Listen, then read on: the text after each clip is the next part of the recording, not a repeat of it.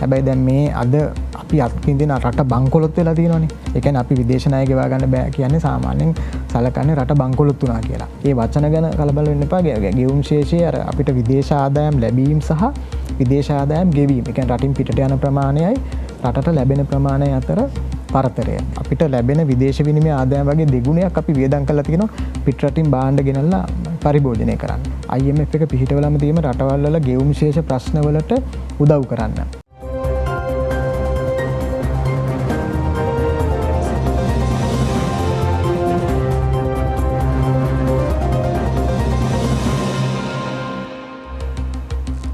අයිබෝන් නොබෙක් වන්නේ ටෝක් 24 සජීවී වැඩසටහන සමගින්. අපි දැක්කා පහුගිය කාලේ අපේ රටේ ජනතාවට උහුල ගන්නට බැරි වෙච්ච භාණ්ඩ මිල අපේ රටේ ජනතාවට දැඩිව දැනුණු තදින් දැනුණු ආර්ථික අර්බුදය නිසා ඒ ප්‍රශ්න වලට විසඳුම් හොයන්නට අපේ රටේ ජනතාව මහපාරට ආවා. අවසානයේදී අපේ රටේ ජනතාවගේ මේ උද්‍යෝගය ඉවසලා ඉඳලා ඉවසන්නට බැරිම තැන අපේ රටේ ජනතාව පාරට ආපු මේකේ ප්‍රතිඵලය අරගලයක් දක්වා වර්ධනය වුණා. කොහොම නමුත් අපි මතක තියාගන්න ඕනි කාරණේ තමයි අපේ රටේ ජනතාව මුලින්ම ඉල්ලුවේ අපේ රටේ ආර්ථික ප්‍රශ්න වලට විසඳුමක්. ඉහළ ගිය බඩු මිලට විසඳුමක්, වැඩි වුණු උද්දමනයට විසඳුමක්, ගෑස් පෝලින් ටිකට, ඉන්ධන පෝලින් ටිකට රටේ ජනතාවට දැනෙච්ච ආර්ථික ප්‍රශ්න වලට විසඳුමක් තමයි අපේ රටේ ජනතාව පුන පුනා ඉල්ලුවේ. නමුත් අපි දැක්කා පහුගිය කාලේ අපේ රටේ මේ ආර්ථික අර්බුදයකින් පටන් ගත්තු මේ අරගලය, මේ විප්ලව ටික අවසානයේ දේශපාලනික විපර්යාසයන් කිහිපයකින් කෙලවර වුණා. අපේ රටේ ජනාධිපතිවරයා වෙනස් වෙනවා, අපේ රටේ අග්‍රාමාත්‍යවරයා වෙනස් වෙනවා, කැබිනට් මණ්ඩලය වෙනස් වෙනවා. හැබැයි ප්‍රශ්නය අපේ රටේ ජනතාව ඉල්ලපු ආර්ථිකමය වෙනස අපේ රටේ ජනතාවට ඇත්තටම ලැබුණාද? අද අපි කතා කරන්නේ ඒ පිළිබඳව. ටොක් 24 වැඩසටහනේ අද දවසේ පුරා පැයක් අපේ පිළිබඳව කතා කරන්නට සූදානම්. මේ පිළිබඳව කතා කරන්නට ටොක් 24 වැඩසටහනේ විශේෂ ආරාධිත අසුන අද අපි වෙන් කරේ ජ්‍යෙෂ්ඨ මාධ්‍යවේදී ශ්‍යාම් නුවන් ගණේවත්ත මහතාට. අයවන උතුන්ට. අයබෝන්. ඔබතුමා මේ ගැන හොයන පුද්ගලෙක්, මේ ගැන කියවන පුද්ගලෙක්, මේ ගැන ලියන පුද්ගලෙක්. අපි ඔබතුමා ලියන දේවල් කියවනවා. මුලින් බොහොම ස්තුතියි අපිත් එක්ක දවසේ වැඩසටහනට ඔබතුමා සම්බන්ධ වුණාට. මම ස්තුතිවන්ත වෙනවා මට ආරාධනා කරාට සංවාදයට. මහත්මයා අපේ වැඩසටහන පටන් ගත්තොත් මම ආරම්භයේ සඳහන් කරා වගේම අපේ රටේ ජනතාව පාරට එන්නේ ආර්ථික ප්‍රශ්නයට විසඳුමක් හොයාගෙන. අපේ රටේ ජනතාවට බඩට දැනුණු මේ ප්‍රශ්නයට ආර්ථික ගැටලු වලට විසඳුමක් හොයාගෙන අපේ රටේ ජනතාව පාරට එනවා. අපි දක්වනවා පහුගිය කාලේ යම් දේශපාලනික වෙනස් වීම් විපර්යාස සිද්ධ වෙනවා. ඇත්තටම අපි නැවතත් ප්‍රශ්නේ මුලට ගිහිල්ලා කතා කරොත් අපේ රටේ ජනතාව ඉල්ලපු ආර්ථිකමය වෙනස, ඒ ප්‍රශ්න වලට විසඳුම් අපේ රටේ ජනතාවට දැන් ලැබිලාද තියෙන්නේ? ඇත්තටම මේ විසඳුම් ජනතාව මහපාරට බැහැලා උද්ඝෝෂණය කරලා ඉල්ලපු ආර්ථිකමය අසහනය පීඩනයට විසඳුමක් තාම ලැබිලා නැහැ. හැබැයි යම් ක්‍රියාමාර්ග අරන් තියෙනවා. අපිට මතකයි මේ අලුත් මහ බැංකු අධිපතිවරයෙක් පත් වුණ ආචාර්ය නන්දලාල් වීරසිංහ මහතා. ඔහු පත් වුණාට පස්සෙත් විශාල වශයෙන් මේ දේශපාලන අස්ථාවරත්වය නැති වුණා. ඒතර ඔහු ප්‍රකාශ කළා මේ පත් වුණු අවස්ථාවේම ඔහු ප්‍රකාශ කර දෙයක් තමයි දේශපාලන ස්ථාවරභාවය අවශ්‍යයි මේ ආර්ථිකය යථා තත්ත්වයට පත් කර ගැනීමේ ක්‍රියාමාර්ග සඳහා අනිවාර්යෙන් දේශපාලන ස්ථාවරභාවය අවශ්‍යයි කියලා ඔහු ප්‍රකාශ කළා. හැබැයි ප්‍රශ්නේ තියෙන්නේ ඔහු පත් වුණයින් පස්සේ ටිකටම නැවතත් මේ නොසන්සුන්තා ඇති වෙලා මහ ජනතාව පාරට ඇවිල්ලා උද්ඝෝෂණ කරලා දේශපාලන පරිසරයේ වෙනස්කම් රාශියක් සිද්ධ වුණා. ඒතර අර දේශපාලන අස්ථාවරභාවය නිසා අර ආර්ථිකය යථා තත්ත්වයට පත් කර ගැනීමේ විසඳුම් ක්‍රියාමාර්ගය තරම් ප්‍රතිඵලදායී වුණේ නැහැ.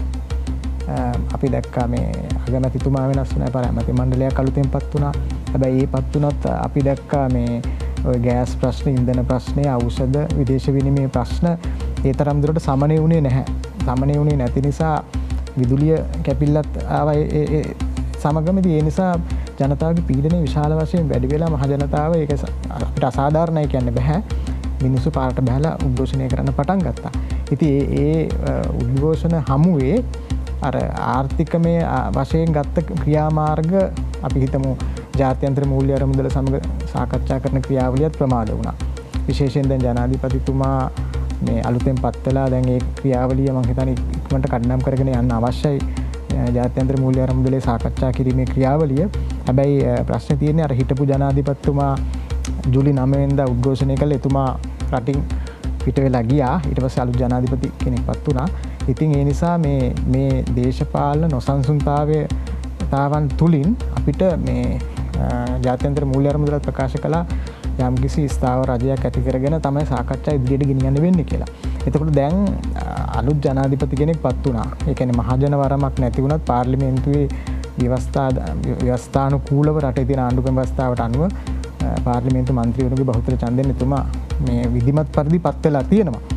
හැබැයි ප්‍රශ්නේ තියෙන්නේ ස්ථාවර රජයක් ඇති කරගන්න ඕනේ. ස්ථාවර රජය කියන්නේ පාර්ලිමේන්තුවේ තියෙන ස්ථාවරභාවය පමණක් නෙවෙයි. ඒ රජයට මේ ආර්ථික ප්‍රතිසංස්කරණ කරගෙන ඉදිරියට යන්න නම් අපිට අනිවාර්යෙන් මේ මහජන විශ්වාසයත් ඕන, ජාත්‍යන්තරයේ විශ්වාසය දිනා ගන්නත් ඕන.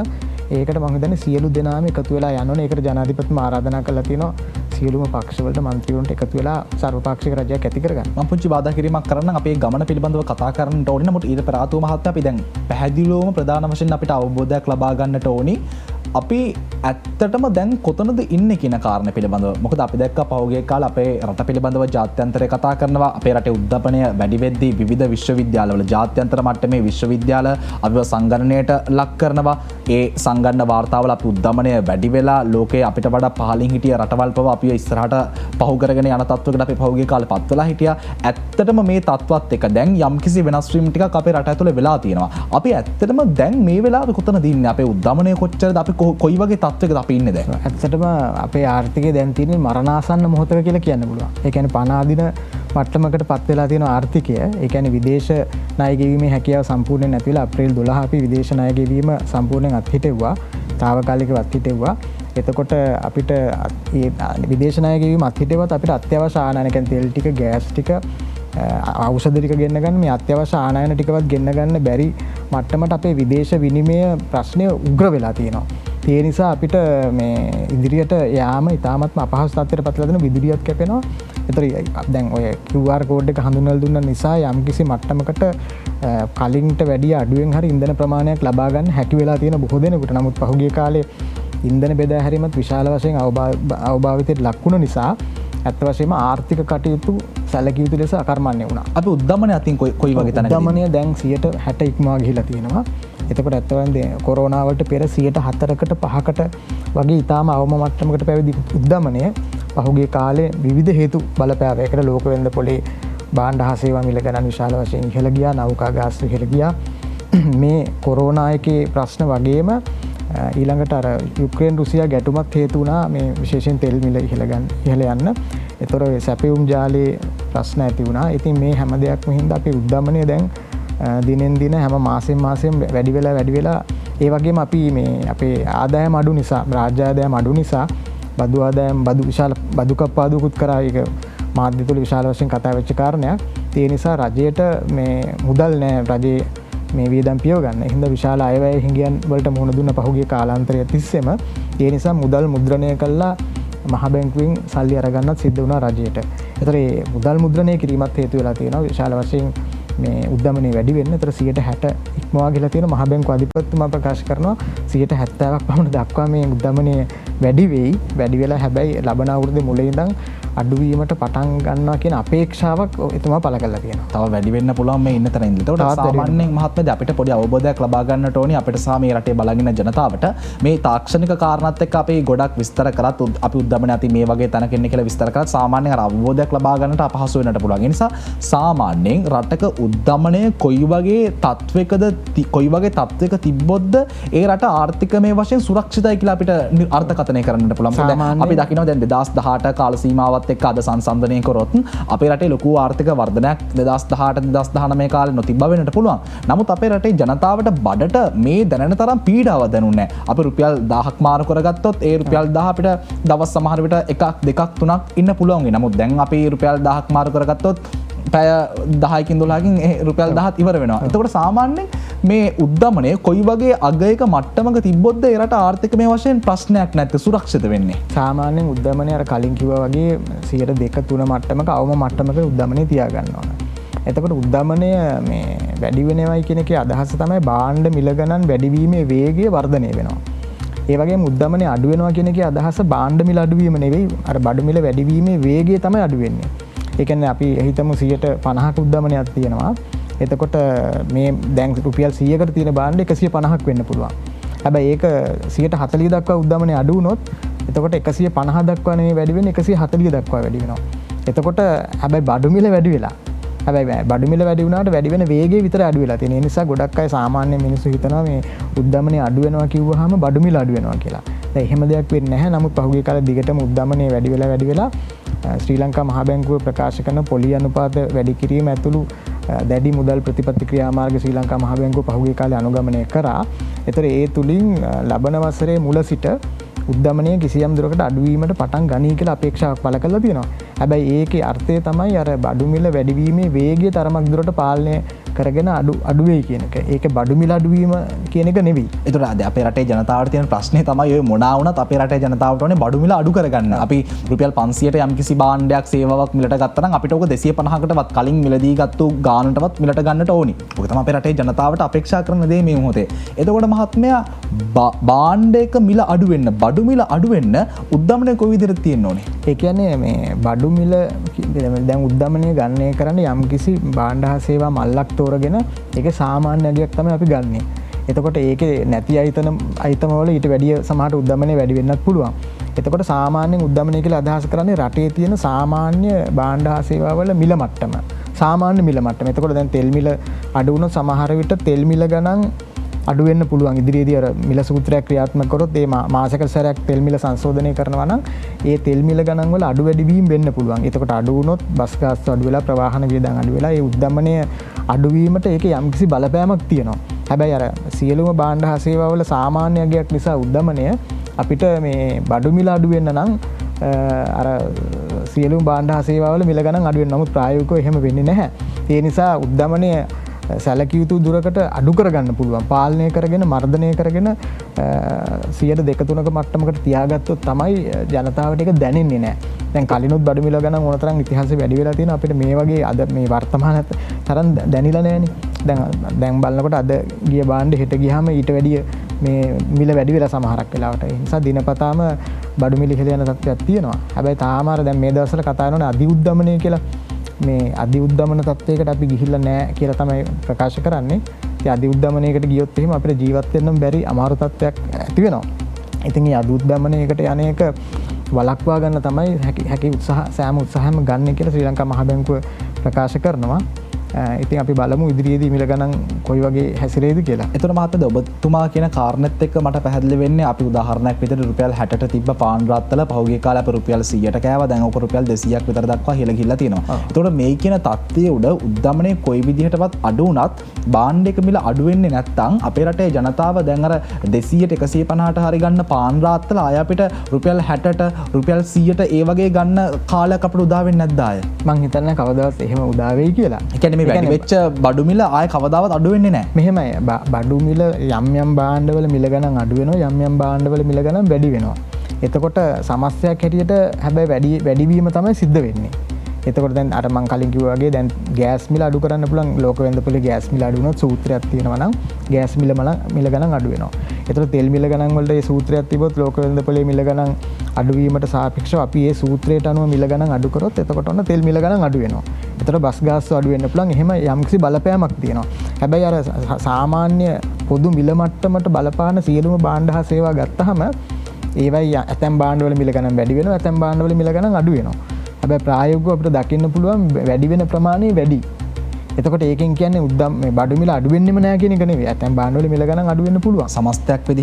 සමස්තයක් විදිහට ඒකයි අපි කියන්නේ අර 100-2-3 වගේ ඊටාම අවම මට්ටමකට උද්දමනය තියාගත්තාම මේක මිනිසුන්ට දැනෙන්නේ නැහැ. එතකොට මහත්තයා දැන් ඔක තියෙන ප්‍රශ්නේ තමයි දැන් ඔබතුමා කියන විදිහට සාමාන්‍ය සමස්තයක් විදිහට අපි ගත්තාම භාණ්ඩයක මිල දැන් වැඩි වුණු මිල ගණන් අඩු වෙන්නට තියෙන සම්භාවිතාව හරි අඩුයිනේ. එතකොට උතන දැන් ප්‍රශ්නයක් නැද්ද? උදාහරණයක් විදිහට භාණ්ඩයක මිල දැන් ඉහළ ගිහිල්ලා තියෙනවා.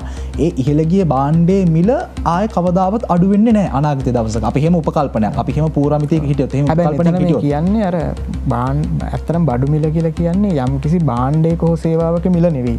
බඩු මිල කියලා හැම වෙලාවෙම කියන්නේ ආර්ථිකයේ පොදු මිල මට්ටම. හරි අපි පොදු මිල මට්ටම කියලා අපි උපකල්පනය කරමු. පොදු මිල මට්ටම අඩු වෙන්නේ නැහැ. යම් කිසි තැනක තියෙනවා. හැබැයි ඔතනින් එහාට අපේ දැන් ඔය අපිට භාණ්ඩ හෝ සේවා මිලට ගන්න අපිට අපි වියදමක් කරන්නට එපයි.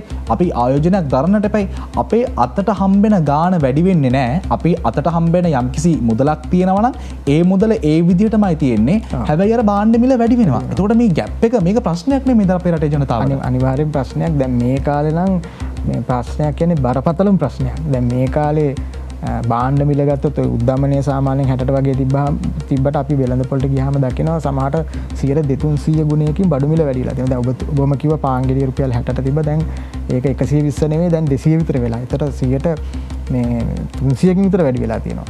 ඉතින් ඒ නිසා මේ සාමාන්‍ය කාලයකදී කියන්නේ සාමාන්‍යයෙන් උද්දමනය මර්ධනය කරලා 100-2-3ක වශයෙන් අවම වශයෙන් උද්දමනය තියාගන්න කාලෙකදී අපි දන්නවා වැටුප් 100 කීපයකින් වැඩි කරනවා. වැටුප් වර්ධක තියෙනවා. අයවැයෙන් මේ මම කියන්නේ ඒ වැටුප් වැඩිවීම තුලින් මේ උද්දමනයට මුහුණ දෙන්න පුළුවන්ද කියන එක තීරණය වෙන්නේ උද්දමනය කොච්චර දුර මේ ඉහළ ප්‍රතිශතයක තියෙනවද සහ Tamanට ලැබෙන ආදායම මට්ටම් මේ කොච්චර ප්‍රමාණයකින් වර්ධනය වෙනවද කියන එක මත තමයි ඒක තීරණය වෙන්නේ. එතකොට සාමාන්‍ය රජයේ මේ විශේෂයෙන් අයවැය ලේඛන තුලින් රාජ්‍ය සේවකයන්ගේ වැටුප් වැඩි කරනවා. මම මේ කියන්නේ ඒකෙන් මේ ප්‍රශ්නෙට අනිවාර්යෙන් මුහුණ දෙන්න පුළුවන් කියන එක නෙමෙයි මම කියන්නේ දැන් මේ කාලේ උද්දමනය ඊටාම අසාමාන්‍ය විදියට වැඩි වෙච්ච කාලයක් නේ. නමුත් සාමාන්‍ය කාලයක් ගත්තොත් එහෙම සෑම පෞද්ගලික ආයතනයකම වාර්ෂිකව යම්කිසි වැටුප් වර්ධකයක් තියෙනවා. 10% වෙන්න පුළුවන් 15ක් වෙන්න පුළුවන් 8ක් වෙන්න පුළුවන්. මේ සමහර බෝනස් දෙනවා. ඒ වගේ දේවලුත් තියෙනවා. ඉතින් අර උද්දමනය පුළුවන් තරම් මර්ධනය කරලා 2-3ක මට්ටමට ගන්න තමයි උත්සාහ කරන්නේ. අපි එහෙම දීර්ඝ කාලයක් අපි උද්දමනය තාම අවම මට්ටමක තිබුණා. හැබැයි විශේෂයෙන් පාස්කු ප්‍රහාරයෙන් පස්සේ ඊට පස්සේ මේ කොරෝනා වලින් පස්සේ ඊට පස්සේ රජයේ ආදායම අඩු වෙලා මුදල් අච්චු ගහලා අපි රජයේ වියදම් දැරීමට පටන් ගැනීමත් සමග මේ උද්දමනය විශාල වශයෙන් වර්ධනය වෙලා තියෙනවා. මම පුංචි බාධා කිරීමක් කරන්න මෙතනින්ම දැන් අර වැටුප් අර්ධක ලබා දීම හෝ වැටුප් වැඩි කිරීම හෝ කියන එක මහත්මයා හැමෝටම පොදු කාරණයක් නෙමෙයිනේ. වැටුපක් ගන්න නම් රාජ්‍ය ආයතනයක හෝ පෞද්ගලික ආයතනයක සේවයක් කරන පුද්ගලෙක් වෙන්නට ඕනි. නමුත් එහෙම සේවය කරන්නේ නැති පිරිස් තමන්ගේ ස්වයං ව්‍යාපාර කරන මිනිස් කුලී වැඩ කරන මිනිස් ඕන තරම් ජනතාව පිට එක්ක අපි අතර ඉන්නවනේ. ඒතකොට මේ පුද්ගලයන්ට මට හිතෙනවා මේ දැනෙන ප්‍රමාණය වැඩි කියලා. ඒ නිසා දැන් අපි මේක මම හිතන්නේ මේක තමයි මේ ඕකේ තව දෙයක් තියෙනවා. දැන් මාසික වැටුප් ලබන අයට මේ කොරෝනාවෙන් පස්සේ තාම වැටුප් වර්ධකයක් කිසිම ලැබිලා නැහැ. අන්න ඒක හැබැයි එතකොට දැන් බුලත් පිටක් එක්කත් එයාට ගාණ වැඩි කරන්න පුළුවන් එහෙම දේකුත් තියෙනවා. ඒ නිසා අපි දැන් මේක අපි හැමෝටම අර ඒ පුද්ගලයාට මේ පුද්ගලයාට මේක අර හැමෝටම එක හා සමානව තියෙන්න බෑ. නිසා මං අහන මේ වැඩසටහනේ මම දැන් ඔබතුමාගෙන් අහන වැදගත්ම ප්‍රශ්නය ඔබතුමා විස්තර කරන ආකාරයට මේ උද්දමනයේ 103-4 මේ රේට් එකේ මේ මට්ටමේ තියාගත්තොත් අපේ රටේ ජනතාවට ඔක ලොකු ප්‍රශ්නයක් වෙන්නේ නැහනේ. දැන් තියෙන 160 මහ බැංකු අධිපතිවරයා කියන ඔක 170ට උනත් යන්නට පුළුවන් කියලා. එතකොට මේ 160 තියෙන උද්දමනය කොහොමද අපි 103 102 මේ මට්ටමට අරගෙන එන්නේ මේ කාල සීමාවත් මොනවද අපිට කරන්න පුළුවන්? එකක් තමයි මේ සමාජයේ ඉල්ලුම අඩු කරන්න ඕනේ. මිනිස්සුන්ගේ භාණ්ඩ හා සේවා වලට තියෙන ඉල්ලුම ණය ප්‍රසාරණය අඩු කරන්න ඕනේ. ඒක තමයි අලුත් ශ්‍රී ලංකා මහ බැංකුව අධිපතිතුමා පත් වුණායින් පස්සේ පොලි අනුපාත වැඩි කරා මුලින්ම වැඩි කරා පදනම් අංක 700කින් වැඩි කරා. ඒ කියන්නේ 107කින් පමණ පොලි අනුපාත වැඩි කරා. එතකොට අපි දන්නවා විශාල වශයෙන් බැංකුවල පොලි අනුපාත වැඩි වුණා. ණය පොලි අනුපාත වැඩි වුණා. නමුත් ඊට අඩුවෙන් තමයි තැන්පත් පොලි අනුපාත වැඩි වුණේ. එතකොට අපි දන්නවා කිසිම කෙනෙකුට මේ ණය මුදලක් කරන් ව්‍යාපාර කටයුත්තක් කරන්න අඩුම ගානේ කඩයක් දාගන්නවත් ණය මුදලක් ගන්න අපහසු මට්ටමට විශාල වශයෙන් මේ පොලි අනුපාත වැඩි වෙලා තියෙනවා. ඒකේ අරමුණම දැන් කෙනෙකුට කියන්න පුළුවන් මේ යටතේ අපිට මේ ණය මුදලක්වත් ගන්න බැහැනේ කියලා. හැබැයි ඒකේ අරමුණම තමයි මේ ආර්ථික කටයුතු යම් කිසි ආකාරයක මේ සංකෝචනය කරලා කියන්නේ සමාජයේ ඉල්ලුම අඩු කරලා ණය ප්‍රසාරණය අඩු කරලා උද්දමනය මර්ධනය කරගන්න තමයි උත්සාහ කරන්නේ. මොකද ඒක ප්‍රමුඛම කාරණයක් විදිහට මේ විශේෂයෙන් ශ්‍රී ලංකා මහ බැංකුවේ අරමුණක් උද්දමනය පාලනය කිරීම මිල ස්ථාවරත්වය ඇති කර ගැනීම. එහෙම නැති වුණොත් අධි උද්දමනයකට ගියොත් දැන් අපේ අතර මෙච්චර විශාල අගයකට උද්දමනය ඉහළ ගිය ඉතිහාසයේ කවදාවත් කාලයක් නැහැ. මේ අපි ගත කරමින් සිටින්නේ ලංකා ඉතිහාසයේ දරුණුම ආර්ථික අර්බුදයේ මම අර කිව්වනේ මේ මරණාසන්න මොහොතේ පණ අදිමින් තිබෙන්නේ මේ ආර්ථිකය.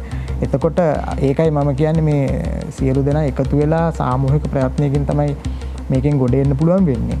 ඉතින් එහෙම කටයුතු නොකරොත් එහෙම අර ජනතාව දුක් විඳින පීඩාවට පත්වෙන කාලය දීර්ඝ වෙනවා.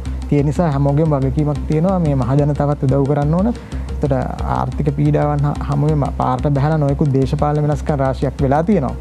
ඉතින් ඇත්ත වශයෙන්ම මේ දේශපාලඥයෝ රටේ ප්‍රශ්න විසඳන්න අසමත් වුණා නම් ඒ විරෝධතා අපිට අසාධාරණයි කියන්නත් බෑ. විරෝධතා හැබැයි අර ප්‍රචණ්ඩත්වයට යොමු වෙන්නේ නැතුව රාජ්‍ය දේපල හෝ පෞද්ගලික දේපල විනාශ නොකර සාමකාමී උද්ඝෝෂණ කිරීමේ කිසි වරදක් මම දකින්නේ නැහැ. ඉතින් ආණ්ඩු වෙනස්කම් වුණා. දැන් හැබැයි අපි ඇවිල්ලා තියෙන තත්ත්වය අනුව අලුත් ජනාධිපති කෙනෙක් පත් වෙලා තියෙනවා.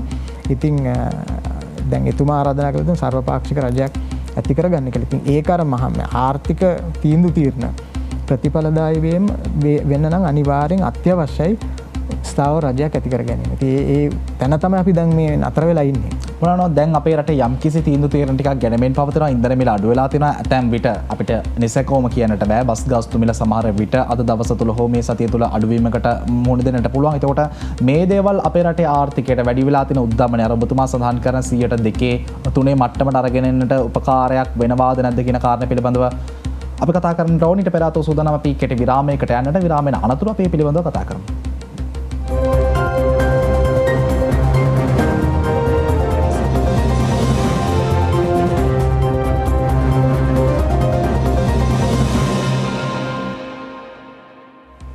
ඔබ නැවත ටොක් 24 වැඩසටහන සමගින් විරාමයෙන් අනතුරු අපි විරාමයට යද්දී කතා කරමින් හිටියේ අපේ රටේ වැඩි වෙලා තියෙන උද්දමනය පිළිබඳව. දැන් මහත්මයා අපි මේක බොහොම සරලව කතා කරන කාරණයක් වුණත් ඇත්තටම මේක බොහොම ගැඹුරින් කතා කරනකොට නම් භයානක තැනක්. මොකද අපේ රටේ උද්දමනය දැන් ඔබතුමා සඳහන් කරනවා අපි 60%ක මට්ටමක ඉන්න කියලා.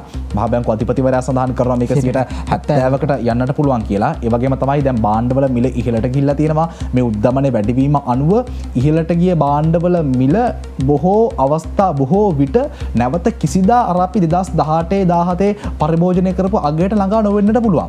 අනෙක් අන්තෙන් අපිට ලැබෙන ආදායම වෙනසක් වෙන්නෙත් නැහැ. එතකොට අපි මේ කතා කරනට වඩා මේක බොහොම භයානක සහ බරපතල තත්ත්වයක්. ඒ නිසා අපි දැන් බොහොම හැල්ලුවට මේක පැහැදිලි කරගමු. අපේ රටේ මොනවා වුණත් දැන් දේශපාලනික වෙනස් වීමත් එක්ක යම්කිසි ප්‍රතිපත්ති ටිකක් අරගෙනමින් තිබෙනවා මේ කියන ආර්ථික ප්‍රශ්නේ විසඳන්නට. අපි දැක්කා ඉන්ධන මිල අඩු කරා. මං විරාමයට යද්දි කිව්වා වගේ ඇතැම් අවස්ථාවලදී බස් ගාස්තු මිල අඩු වෙයි. මේ මිල ගණන් අඩු කරලා අර කියන උද්දමනයට අපිට පොඩ්ඩක් බැලන්ස් කරගන්න බැරි වේද? මං හිතන්නේ මේ බස් ගාස්තුව නම් මේ ඩීසල් රුපියල් 10කින් අඩු වුණේ. හැබැයි විශාල වශයෙන් 100 ගණනින් ඉන්ධන මිල වැඩි වෙලා නොගෙනක හැකි තරම් ගොඩයි. නමුත් ලෝක වෙළඳපොළ ඉන්ධන මිල ගණන් අඩු වුණා. නමුත් පහුගිය කාලේ අර හදිසි මිලදී ගැනීම නිසා අපිට ඉහළ පිරිවැය වලට තමයි අපේ විදේශ විනිමය අර්බුදයත් එක්ක අපිට ඉන්ධන මිලදී ගන්න අපිට රටක් හැටියට සිද්ධ වෙලා තියෙන හදිසි මිලදී ගැනීම කරලා අර ලෝක වෙළඳපොළේ අඩු වෙච්ච මිල ගණන් වලටම නෙවෙයි අපිට සමහරට වැඩි මිල ගණන් වලට වැඩි පිරිවැයන් වලට මේ ඉන්ධන මිලදී ගැනීමට සිදු වෙලා අපිට ඒ ලෝක වෙළඳපොළේ සහනය පාරිභෝගිකයාට දෙන්න බැරි තත්ත්වයක් ඇති වෙලා තියෙනවා මේ අපේ විදේශ විනිමය අර්බුදය නිසාම. ඉතින් ඒ ඩීසල් රුපියල් 10ට අඩුවීම අනුව බස් ගාස්තු අඩු වේද කියලා හිතන්නත් බැරි තරම් ඕනනම් සුළු රුපියලකින් දෙකකින් අඩු වෙයි. මං හිතන්නේ ඒකෙන් ලොකු බලපෑමක් ඇති වෙයි කියලා. ලොකු බලපෑමක් වෙන්නේ නැහැ. ලොකු බලපෑමක් උද්දමනයට සිද්ධ වෙන්නේ නැහැ. ඒ තවදුරටත් උද්දමනය වැඩි වෙන මොකද අනිත් හැම දෙයකම බලපෑම මොකද මේක එක සාධකයක් විතරයිනේ. තව එකක් කියන්න ඕන මට අමතක වුණ දෙයක් මේ උද්දමනයට බලපාපු ප්‍රධාන කාරණයක් තමයි මේ රුපියලේ පිරිහීම.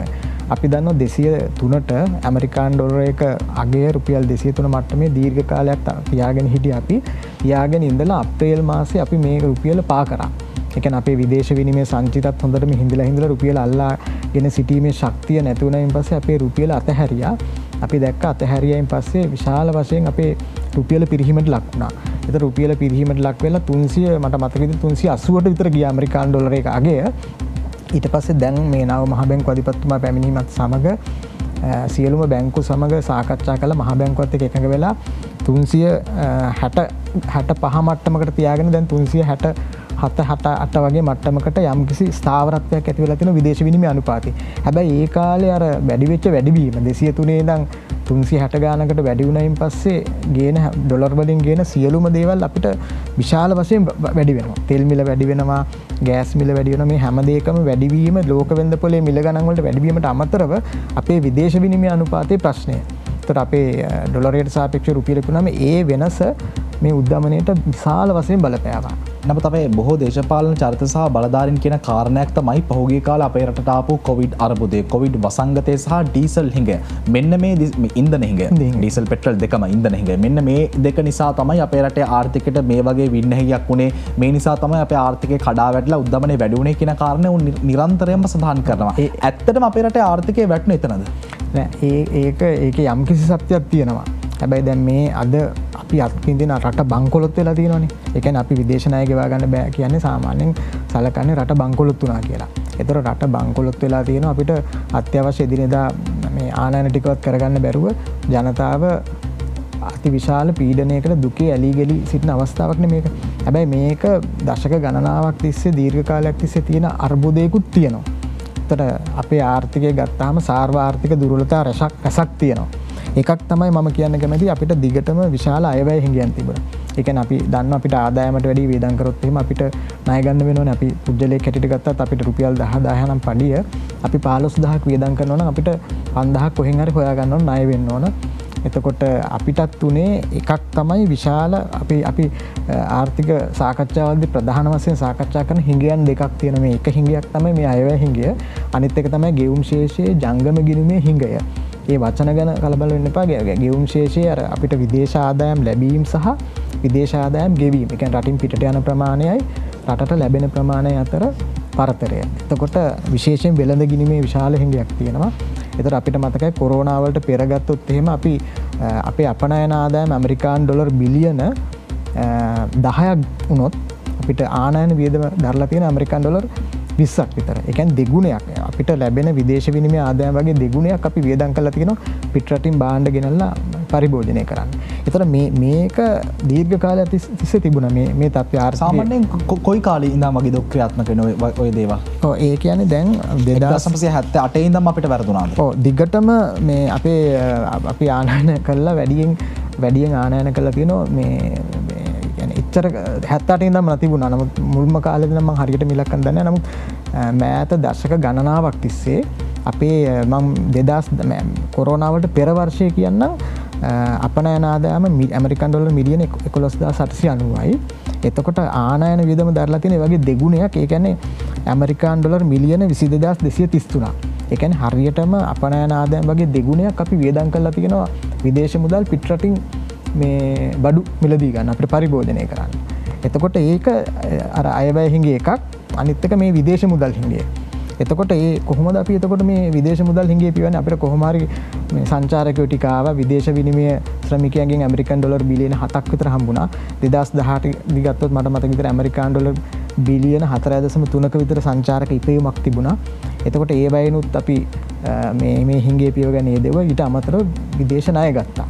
එතකොට නමුත් අපිට මේ අපේ ශ්‍රේණිගත කිරීම දිගටම පල්ලෙහාට වැටුණා. අපිට මතකයි ජනමාධ්‍ය ආයතන දිගටම වාර්තා කරා අපේ ණය ශ්‍රේණිගත කිරීම රටේ පල්ලෙහාට වැටුණා. ඒ නිසා විදේශ ණය මේ ජාත්‍යන්තර වෙළඳ පොළට ගිහිල්ලා ණය ගැනීමේ හැකියාව අපේ ආර්ථිකයට අපේ රජයට නැති වුණා. ඉතින් ඒ නිසා අපිට පුළුවන් තරම් මේ සිද්ධ වුණා මේ රජයට රජයේ වියදම් පියව ගන්න මේ මුදල් අච්චු ගහන්නත් සිද්ධ වුණා. ඉතින් ඒ නිසා උද්දමනය ඉහළ යන්නත් බලපෑවා. එතකොට මෙන්න මේ ඒකයි මම කිව්වේ මේකට මේ අර්බුදයේ අද තියෙන තත්ත්වයට එන්න එකක් දිගු කාලීන හේතු තියෙනවා. දශක ගණනාවක් තිස්සේ අපේ ආර්ථිකයේ තියෙන සාර්ව ආර්ථික දුර්වලතාව මම කිව්වා වගේ විශාල අයවැය හිඟයක් තිබීම සහ විශාල වෙළඳ හිඟයක් තියෙනවා. ගෙවුම් ශේෂයේ ජංගම ගිණුමේ ඒ හිඟයක් තියෙනවා. ඒ හිඟයන් දෙක වගේම මේ කෙටි කාලීනව ගත්තාම පාස්කු ප්‍රහාරය 2019 පාස්කු ප්‍රහාරයට මුහුණ දුන්න හින්දා සංචාරක ව්‍යාපාරයේ අවස්ථාවේ මේ බිඳුවට වැටුණ අපේ පස්සේ ක්‍රමයෙන් සංචාරකයෝ ඇවිල්ලා 2020 වෙනකොට අපි යම්කිසි මට්ටමකට සංචාරක ව්‍යාපාරය මේ සංචාරක වෙන මට්ටමකට අපි සාර්ථක කරගන්න අපිට හැකියාව ලැබුණා. හැකියාව ලැබුණත් අනපේක්ෂිතව නැවතත් කොවිඩ් වසංගතයට මුහුණ දෙන්න සිද්ධ වුණා. හැබැයි ඒ කොවිඩ් වසංගතයට මුහුණ දීමත් පාස්කු ප්‍රහාරයත් අර ඔබ සඳහන් කර මේ ඉන්ධන ප්‍රශ්නය. හැබැයි මේ ඉන්ධන ප්‍රශ්නයක් නෙවෙයි අතරම තියෙන මේ ඩොලර් අර්බුදයම තමයි. දැන් මේ ඩොලර් මේ විදේශ විනිමය හිඟය තමයි අපිට ඉන්ධන ලෝක ඉන්ධන ප්‍රශ්නයක් නැහැනේ. අපිට ඉන්ධන ගේන සල්ලි නැහැ. අපිට ඉන්ධන ගේන ඩොලර් නැහැ. ඒ නිසා තමයි අපිට මේ ඉන්ධන හිඟයන් ඇති වුනේ. එතකොට මේ පාස්කු ප්‍රහාරය කොවිඩ් ප්‍රශ්නය ඒ වගේම දිගු කාලයක් තිස්සේ පැවති අර ව්‍යුහාත්මක දුර්වලතාව වගේම මේ රජය 2019 අගේ විශාල බදු කප්පාදුවක් කරා. ඒකට මේ ආසන්න හේතු විදිහට මම කියනවා මේ රජය නිසි වෙලාවට මම ඕනම් පස්සේ කියන්න මොනවද කියලා. මේ ගෝඨාභය රාජපක්ෂ රජය 2019 විශාල බදු කප්පාදුවක් කරා. එතකොට නිසි තීන්දුව తీරන අර කෘෂිකර්ම ප්‍රතිපත්තියේ ප්‍රශ්නේ අපි දන්නවා එක දවසකින් ගැසට් එකක් ගහලා කාබනික කෘෂිකර්මයට යන්න දරපු උත්සාහය වසංගතයක් තියෙද්දි එතකොට ඒක ඒ වගේම 203 අපි රුපියල තියාගත්තා පාවෙන්න ඉඩ හරින්න නැතුව දීර්ඝ කාලයක් තියාගෙන අපි සංචිත ටිකත් දිය වුණා. සංචිතත් අපිට ඒ නිසා අහිමි වුණා. ඉතින් ඒ නිසා මේ ප්‍රශ්නය මම කියන්නේ මේ ආණ්ඩුව කාලේ විතරක් ඇති වුණ එකකුත් නෙවෙයි. හැබැයි දීර්ඝ කාලයක් තිස්සේ තිබුණු ප්‍රශ්න පාස්කු ප්‍රහාරය කොවිඩ් වසංගතය ඊළඟට යුක්‍රේන් රුසියා අර්බුදයේ හින්දා තව ටිකක් උත්සන්න වුණා. ඊට අමතරව රජය විසින් නිසි තීරණ ගත්තේ නැති හින්දාත් වැරදි තීරණ ගත්ත නිසාත් මේ ප්‍රශ්නය උග්‍ර වුණා. ඒ නිසා මේ රජයත් වග කියන්න ඕන මේකට.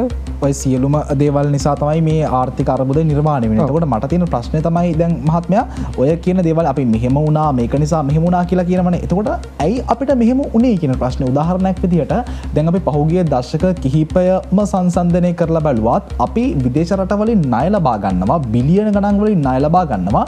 නමුත් ඒ ලබා ගන්න ණය ගණනට සරිලන්න සාපේක්ෂව අපිට ආයෝජන ප්‍රමාණයක් එන්නේ නැහැ. මොකක්ද හේතුව? අපි ණය ගන්නවා ඒ ණය පියවන්නවත් අපිට ආයෝජන එන්නේ නැහැ. ඇයි මොකක්ද හේතුව? එකක් ආයෝජන වාතාවරණය අපේ නීති රීති, ඒ කියන්නේ ආයෝජන වාතාවරණය දුර්වල වෙන්න හේතු වෙච්ච රාශියක් තියෙනවා. එකක් තමයි සමහරක් ආයෝජන කියන අපේ රටට ආයෝජනයක් ගේන්න ගියාම මේ ඇමතිවරුම සමහරකට අල්ලස් ඉන්නවා. නිලධාරීන් ඉන්නවා. ආයතන විශාල ප්‍රමාණයකට ගිහිල්ලා කරදර වෙන්න ඕන ආයෝජකයන්ට, විදේශ ආයෝජකයෝ. ඒ නිසා අපේ රටට ආයෝජන වාතාවරණයේ ගැටලු රාශියක් තියෙනවා. ඒවා දීර්ඝ වශයෙන් සාකච්ඡා කරනපන් එහෙම ගැටලු රාශියක් තියෙනවා. හැබැයි මම කියන්නේ දැන් මේ ආයෝජන විතරක් නෙවෙයි. ඒ කියන්නේ අපේ සංචාරක ආදායම, ඒ කියන්නේ විදේශ විනිමය අපි ණය අර ගන්නවට සාපේක්ෂව අපි විදේශ විනිමයෙන් අපි ආදායම් ඉපීමේ හැකියාව වර්ධනය කරගෙන නැහැ. ඊට අපනයන ආදායම අපිට කියන්න අමතක වුණු එකක්. ඒතර සංචාරක ව්‍යාපාරයෙන් ලැබෙන ආදායම, විදේශ විනිමය ප්‍රේෂණ වලින් ලැබෙන ආදායම, ඊළඟට අපනයන. ඒතර අපි අපනයන ගැන කතා කරනකොට අපනයන භාණ්ඩ කියන්නේ අපනයන විවිධාංගීකරණය කියන එකක් කතා කරනවා. අපි සමහරක් වෙලාවට උසස් පෙළ ඉගෙන ගන්න පොඩි කාලේ ඉඳන්ම මේ අපනයන විවිධාංගීකරණයක් අවශ්‍යයි කියලා අපි කතා කරනවා අපනයන ආදායම වර්ධනය කරගන්න. ඒ කියන්නේ එකක් තමයි අපනයන භාණ්ඩ විවිධාංගීකරණය. ඒ කියන්නේ විවිධ භාණ්ඩ අපනයනය කිරීම. ඉස්සර අපි තේපොල් රබර් මේ ප්‍රාථමික භාණ්ඩ ටිකක් අපනයනය කරා. හැබැයි ඊට අමතරව අගේ එකතු කරලා විවිධ භාණ්ඩ අපනයනය කරන්න යොමු වීම තමයි භාණ්ඩ විවිධාංගීකරණය. අපනයන භාණ්ඩ විවිධ. ඊට අපනයන වෙළඳපොළ විවිධාංගීකරණය කියන්නේ යම්කිසි අපිට ඇමරිකාව, යුරෝපය, මහා බ්‍රිතාන්‍ය වගේ යම්කිසි රටවල් කීපයක් මත සංකේන්ද්‍රණය වෙන්නේ නැතුව රටවල් වෙළඳපොළ රාශියකට අපනයනය කරන්න අපි යොමු වෙන්න ඕන. එතකොට විදේශ ආයෝජන විතරක් නෙවෙයි. එතකොට අපි විශාල වශයෙන් විදේශ ණය ගන්නවා නම් ඒ විදේශ ණය ගෙවන්න අපි විදේශ විනිමයෙන් උපයන්න ඕන. නැත්තම් වෙන්නේ අපිට විදේශ තවදුරටත් ණය අරගෙන තමයි අපි පහුගිය කාලේ මේක පියවගෙන ආවේ. අර ISB එහෙම ජාත්‍යන්තර ස්වෛරීත්ව බැඳුම් කර විශාල වශයෙන් අරගෙන. එතකොට ණය ගෙවන්න අලුතෙන් ණය ගත්තා. හැබැයි අපි ශ්‍රේණිගත කිරීම පහළට වැටීම තුල අපිට ණය ගන්නත් බැරි වුණා. දැන් අපි බිලියන 51ක විශාල ණය කන්දක් එකතු වෙලා අර රෝල ගහගෙන යන්න බැරි වෙලා තියෙනවා. කොරෝනා වසංගතයෙන් සංචාරක ආදායම් බිඳුවටම වැටුණා. විදේශ විනිමය සේවකයන්ගෙන් එන ප්‍රේෂණ සැලකිය යුතු ලෙස අඩු වුණා. එතකොට අර බිලියන දැන් මේ අවුරුද්දේ බිලියන 6.8ක ණය ප්‍රමාණයක් ගෙවන්න තිබුණා. දැන් ඒක නවත්තලා තියෙන අප්‍රේල් 12 වෙනිදා විදේශ ණය ගෙවීමත් හිටවුවනේ. හේතුව තමයි අපේ සංචිත ප්‍රමාණය නැත්තරම නැති වෙලා. අර චීනේ මේ විදේශ විනිමය හුවමාරු පහසුකම තියෙනවා ඇමරිකන් ඩොලර් බිලියන 1.5ක. ඒක කිසිම දෙයකට වියදම් කරන්න බෑ අපිට. ඒක ඔහේ නිකන් ඉලක්කමක් විදිහට තියෙනවා. හැබැයි පාවිච්චි කරන්න පුළුවන් අර ද්‍රවශීලතා සංචිත කියලා තියෙනවා. අපිට ඩොලර් වලින් වියදම් කරන්න පුළුවන් සංචිත ප්‍රමාණය මට මතක විදිහට මේ අලුත් මහ බැංකු අධිපතිතුමාකෝ එතුමා බාරගත්ත වෙලාවේ තිබුණේ මිලියන 20යි කියලා. ඒ කියන්නේ සමහර තෙල් නැවකටවත් ගෙවා ගන්න බැරි මට්ටමකට අපේ විදේශ සංචිත කඩා වැටලා තිබුණා. ඉතින් ඒ නිසා අපි රටක් හැටියට අපේ විදේශ විනිමය ඉපීම වර්ධනය කරගන්න තත්ත්වයක් දීර්ඝකාලීනව ඇති කරගෙන අපි ණය අරගෙන පාරවල් හදනවා, නොයෙකුත් සංවර්ධන ව්‍යාපෘති හදනවා. නමුත් ඒවා ගෙවීමේ හැකියාව වර්ධනය කරගන්න අපි විදේශ විනිමයෙන් ඉපීමේ ශක්තිය ආර්ථිකයක් හැටියට අපි වර්ධනය කරගන්නේ නැහැ. ඒතර අපිට ඇත්තටම ගත්තොත් අපේ ආර්ථිකයේ ප්‍රශ්න ගොඩක් තියෙනවා. අපි ණය ලබා ගත්තත් ඒ ණය පියවන්නට අපිට හැකියාව නැත්නම් අපි විතරක් නෙමෙයි ඉදිරි පරම්පරා ගාණක්ම මේකේ අමාරුවක වැටෙනවා. දැන් ඔබතුමා සඳහන් කරා ආරම්භයේදීම අපේ ආර්ථිකයේ ඉන්නේ නිකන් හුස්ම අදින ලෙඩෙක්ගේ ගානට වැටලා අපේ ආර්ථිකයේ තියෙන්න කියලා. නමුත් අපේ රටේ ජනතාව ඉල්ලන්නේ මේ ආර්ථික ප්‍රශ්න වලට විසඳුමක්. ඕන් පාරට ආවේ ඒකට. දැන් දේශපාලනික වශයෙන් උත් යම්කිසි වෙනස් වීම රසක් සිද්ධ වෙලා තියෙන කාල සීමාවක් ඇතුලේ දැන් අපි කොහොමද අපි දැන් කතා කරගත්තොත් දැන් කොහොමද මේ ආර්ථිකය අපි ඉස්සරහටවත් සැලසුම් කරගන්නේ? කියන්නේ අපි එදා කොවිඩ් වසංගතය ආපුවම අපි කිව්වා අපේ ආර්ථිකය වැටෙන කොවිඩ් වසංගතය නිසා කියලා. පාස්කු බෝම ප්‍රහාරය ආපුවම අපි කිව්වා ආර්ථිකය වැටෙන පාස්කු විරුද්ධ බෝම ප්‍රහාරය නිසා කියලා. අපේ රටේ ආර්ථිකය එහෙම බලද්දී අතදරුවෙක් වගේ මොකක් හරි ව්‍යසනයක් වෙච්ච ගමන්ම අපේ රටේ ආර්ථිකය සම්පූර්ණයෙන්ම කඩාගෙන වැටෙනවා. මේ විදිහට හිටි හැටි කඩා වැටෙන ආර්ථික රටාවක් නැතුව අපිට බැරිද දැන්වත් මේ වෙච්ච දේවල් වලින් පාඩම් ටිකක් ඉගෙනගෙන ශක්තිමත් ආර්ථික රටාවක් හදාගන්න? ඒ ශක්තිමත් ආර්ථික රටාවක් හදාගන්න නම් අනිවාර්යෙන් අපි ආර්ථිකයේ ප්‍රතිසංස්කරණ රාශියක් කරන්න සිද්ධ වෙනවා. මං හිතන්නේ දැන් ජාත්‍යන්තර මූල්‍ය ආරම්භලත් සමග සාකච්ඡා කරලා අපි යම්කිසි මූල්‍ය පහසුකමක් ලබා ගන්න අපි ගමනක් ආරම්භ කරලා තියෙනවා.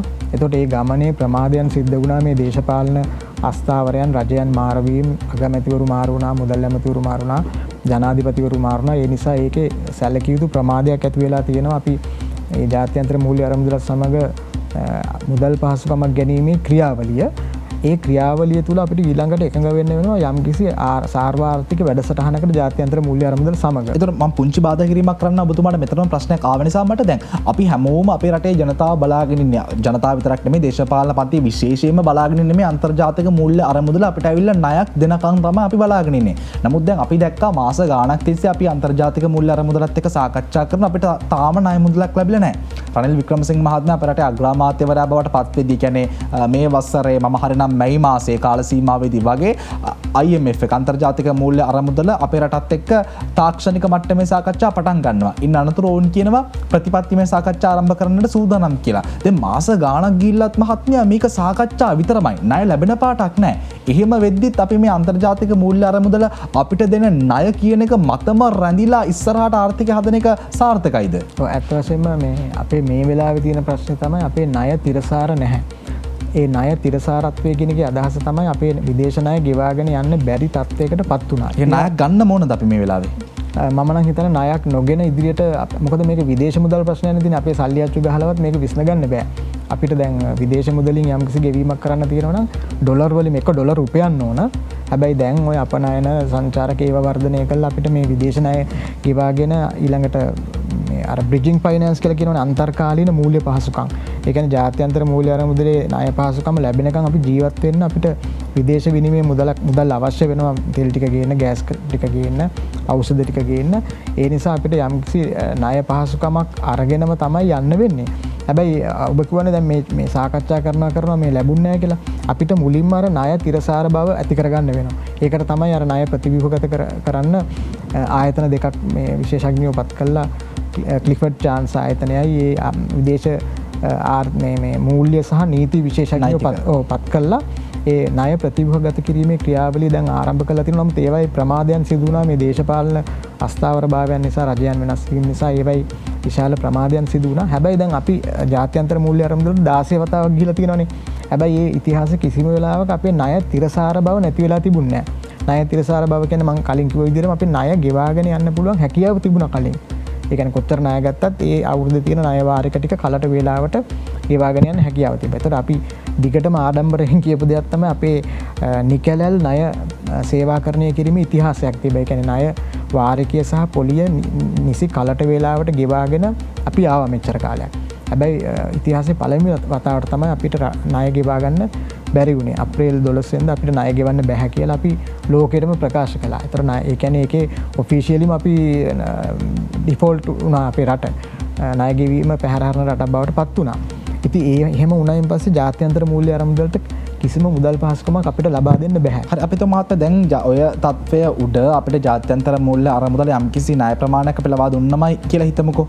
දවසක යම්කිසි ණය ප්‍රමාණයක් අපි හිතමු අද පස්වරුවේ ජාත්‍යන්තර මූල්‍ය ආරම්භවල අපේ රටට ඔය අදාළ ණය ප්‍රමාණය ලබා දෙනවා. ඊට පස්සේ අපි මොකද කරන්න ඕන? ඔව් එතකොට දැන් ඒ සාමාන්‍යයෙන් දැනට දල වශයෙන් කියන්නේ ඇමරිකානු ඩොලර් බිලියන 3ක් වගේ ලැබෙයි කියලා. එතකොට ඒක දෙන්නේ එකපාරට බිලියන 3 ලැබෙන්නේ නැහැ අපිට. එතකොට ඒක දෙන්නේ මේ වාරික වශයෙන්. එතකොට වාරිකයක් අපි හිතමු ඇමරිකානු ඩොලර් මිලියන 250 වගේ අවුරුද්දකට වාරික 4 බැගින් අවුරුදු 3ක කාලයකට ලැබෙනවා. හැබැයි වැඩේ තියෙන ඔබතුමෝ කිව්වේ දැන් ලැබෙයි කියලානේ. ඒ මුදල දැන් ලැබුණත් අපිට ඒක එක විකල්පයක් විතරයි. ඒ කියන්නේ මේ අපි මුහුණ දීලා සිටින මේ බලවත් උග්‍ර ආර්ථික අර්බුදය විසඳා ගැනීම සඳහා බහුවිධ ක්‍රියාමාර්ග රාශියක් අනුගමනය කරන්න. ඒ ක්‍රියාමාර්ග රාශිය අතර එක වැදගත් ප්‍රමුඛ ක්‍රියාමාර්ගයක් තමයි IMF එකට ගිහිල්ලා ඒකේ සහාය ගන්න එක. දැන් ප්‍රශ්නේ තියෙන්නේ IMF එකේ ලැබෙන මුදලින් අපිට මේ සියලු ප්‍රශ්න මේ විසඳනවා කියලා හිතන් හිටියොත් එහෙම දෙයක් වෙන්නේ නැහැ. හැබැයි ඒ IMF එකට ගිහිල්ලා IMF එකේ මුදල් පහසුකමක් ලැබෙන වැඩසටහනට ඇතුළත් වුණොත් එතකොට අපිට අර අන්තර්කාලීන මූල්‍ය පහසුකම් බ්‍රිජිං ෆයිනෑන්ස් කියන ඒවා අපිට වෙනත් ලෝකේ රටවල් මිත්‍ර රටවල් වලින් එතකොට ලෝක බැංකුවෙන් මේ ජාත්‍යන්තර මේ ආසියානු සංවර්ධන බැංකුව වගේ ආයතන වලින් ඒ වගේ ද්විපාර්ශ්වික බහුපාර්ශ්වික ආයතන වලින් අපිට යම්කිසි මූල්‍ය සහයක් ලබා ගන්න හැකියාව ලැබෙනවා. ඒ කියන්නේ IMF එකේ සහතිකයත් සමග. ඒතර IMF එකටත් යන්න බැර නම් අපිට ණය ගෙවන්න බැරුව අපි රට බංකොලොත් වෙලා තියෙනවා නම් අපිට කිසිම කෙනෙක් අපිට උදව්වක් කරයි කියලා හිතන්න බෑ. ඒතර මහත්මයා අපි IMF එකට ගිහලා ওই ණය මුදල ගන්න නැතුව අපිට බැරිද වෙනත් රටකට ගිහලා ওই ණය මුදල අරගන්න? මේ වෙලාවේ කවුරුත් අපිට ණය දෙන්නේ නැහැ. අපිට යම්කිසි අපි හිතමු රටක් අපි උපකල්පනය කරමු යම්කිසි රටක් ඉදිරිපත් වෙන අපිට මේ කියන ණය මුදල් ලබා දෙන්න. එතකොට ඒ රටින් අපි ණය මුදල් ලබා ගත්තොත් අර ඔබතුමා කියන ප්‍රතිරූපය සහතිකයට ප්‍රශ්නයක් එනවද? නෑ සහතිකයට ප්‍රශ්නයක් වෙනව නෙවෙයි. දැන් ඔන්න ඉන්දියාව අපිට දුන්නා යම්කිසි අන්තර්කාලීන මූල්‍ය පහසුකම් ප්‍රමාණයක් දුන්නා අපිට තෙල් ටික ගේන්න පුළුවන් වුණා. එතකොට ක්‍රෙඩිට් ලයින් එකක් දුන්නා අපිට යම්කිසි භාණ්ඩ ප්‍රමාණයක් ගේන්න. හැබැයි දැන් ඒ තෙල් ටික ගහලා ඉවරනයින් පස්සේ තව මිලියන 500ක් ඉල්ලලා තියෙනවා. තාම ඒක දීලා නැහැ. චීනියත් එක්කත් සාකච්ඡා කරගෙන යනවා. හැබැයි දැන් ඇමරිකාව පවා කියලා තිබුණේ අග්‍රාමාත්‍යතුමාට ජාත්‍යන්තර මූල්‍ය අරමුදලේ සාකච්ඡා කළා මේ එකඟතාවයකට ඇති වුණයින් පස්සේ අපි උදව් කරන්නම් කියලා. ඒ නිසා මේ වගේ රටවල් ආර්ථිකමය වශයෙන් මෙහෙම බංකොලොත් භාවයට පත් වුණාම සාමාන්‍යයෙන් ජාත්‍යන්තර මූල්‍ය අරමුදලට ගිහිල්ලා ඒ වැඩසටහනකට ඇතුළත් වුණයින් පස්සේ තමයි අපිට නැවත ප්‍රවේශයක් ලැබෙන්නේ. අර ජාත්‍යන්තර වෙළඳ පොළට ගිහිල්ලා යම් කිසි මූල්‍ය පහසුකම් රැස් කරගන්න.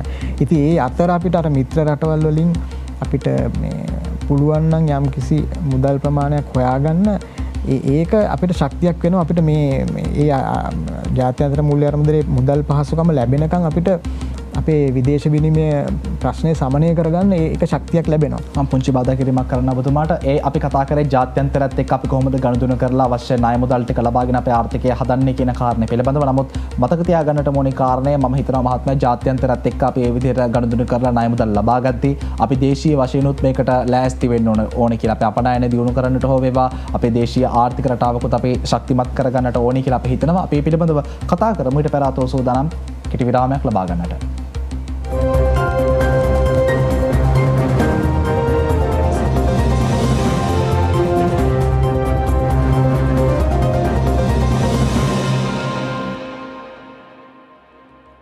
ටොක් 24 සජීවී වැඩසටහන සමගින් අපි කතා කරමින් හිටිය විරාමයට යද්දී අපේ රටට දැන් විශාල ණය බරක් තිබෙනවා. මේ ණය පියවන්නට අපිට මුදල් අවශ්‍ය කරලා තියෙනවා. අපි මේ මුදල් ප්‍රමාණය විදේශ රටවල් හෝ වේවා අන්තර්ජාතික මූල්‍ය අරමුදල හෝ වේවා අපිට දෙනකන් තමයි අපි බලාගෙන ඉන්නේ.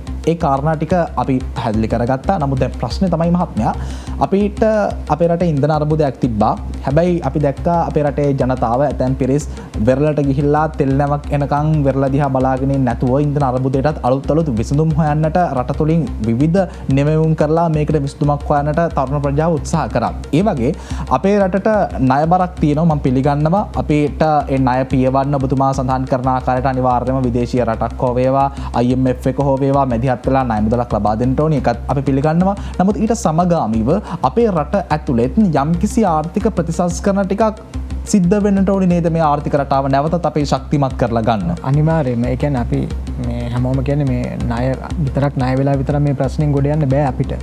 අත් වශයෙන්ම මේ ජාත්‍යන්තර මූල්‍ය අරමුදලට යන්නෙත් මේ කෙටි කාලීනව අපිට යන්න සිද්ධ වෙලා තියෙනවා. හැබැයි ඒ යන්නේ අපේ ආර්ථිකය ගොඩ දාගන්න නෙමෙයි. IMF එකට යන්නේ අපේ විදේශ විනිමය අර්බුදය ගෙවුම් ශේෂ ප්‍රශ්නයට විසඳුමක් ඇටියට. IMF එක පිහිටවලම තියෙන රටවල් වල ගෙවුම් ශේෂ ප්‍රශ්නවලට උදව් කරන්න.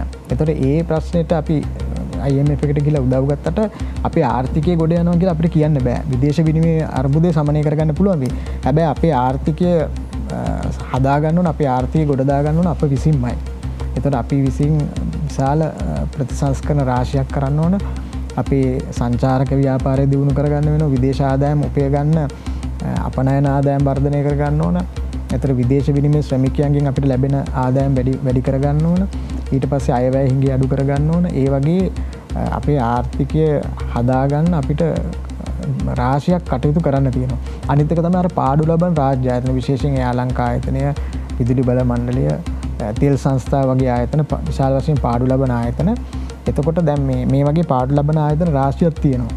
එතකොට ඒවට ප්‍රතිසංස්කරණ කරන්න ඕන. හැබැයි ඒවා අපි විසින් IMF එක කිව්වත් නැතත් අපිම මේ පාඩු ලබන ආයතන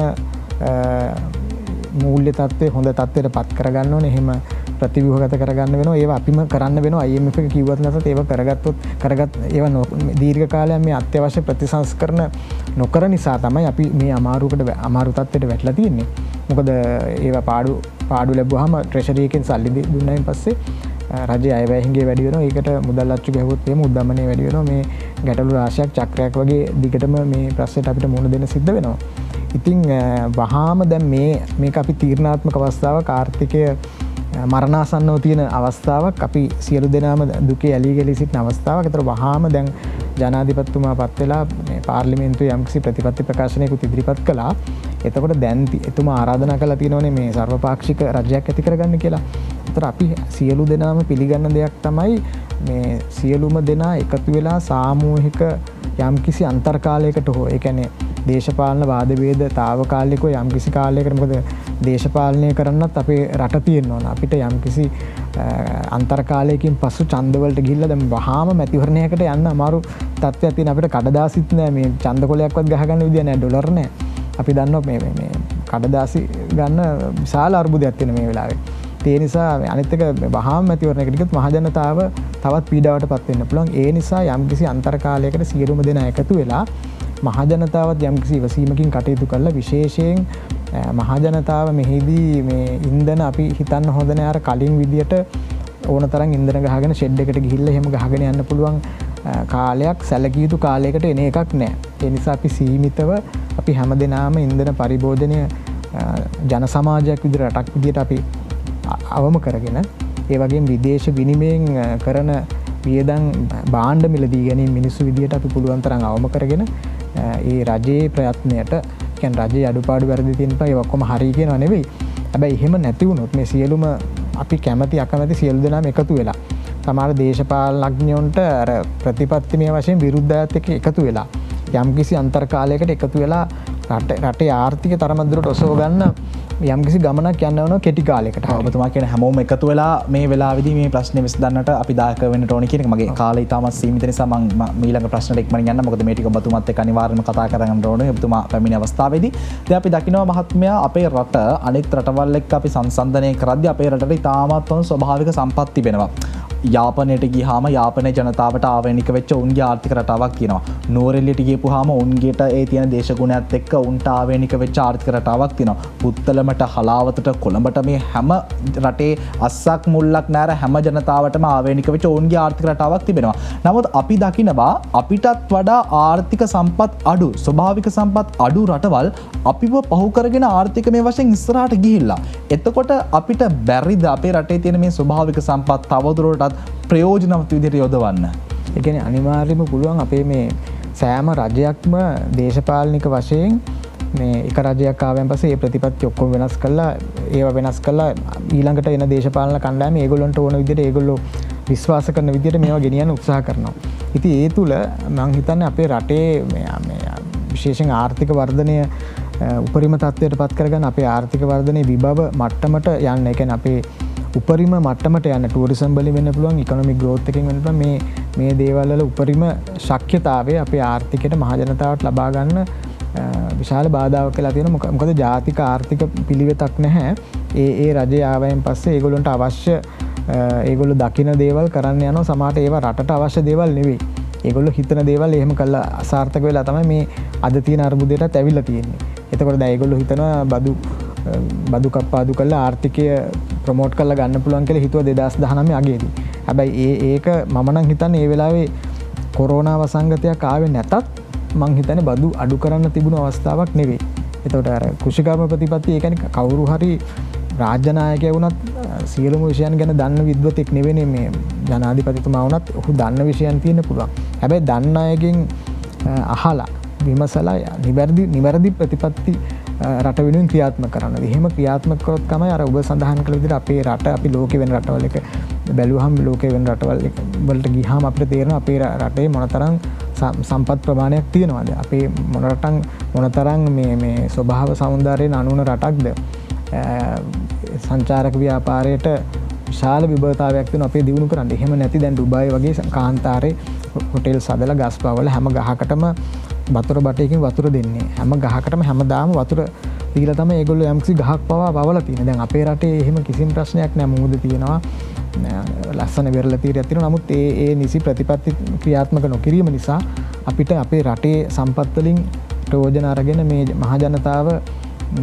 මහජනතාවට අවශ්‍ය මේ ජීවන තත්ත්වයේ උසස් කිරීමේ මට්ටම ඇති කරගන්න අසමත් වෙලා තියෙනවා මේ නිසි ප්‍රතිපත්ති ක්‍රියාත්මක නොකිරීම නිසා. අපේ වැඩසටහනේ අවසාන භාගයට ළඟා වෙනවා. මහත්මයා මට කියන්න අවසාන වශයෙන් අපි අපේ රට පහුගිය කාල සීමාව ඇතුළේ යම්කිසි සංස්කෘතික ආර්ථික රටාවක් ඇතුළේ අපි හිටියා. කෘෂි කර්මාන්තය ගත්තොත් අපිට ඊට ආවේනික වෙච්ච සංස්කෘතියක් තිබ්බා. අපි ඒකත් එක්ක තමයි දිව්වේ. දීවර කර්මාන්තය ගත්තත්, භෝග වගා කිරීම ගත්තත් මේ හැම එකක්ම අපි සම්ප්‍රදායානුකූලව ඉදිරියට කරගෙන ආවා.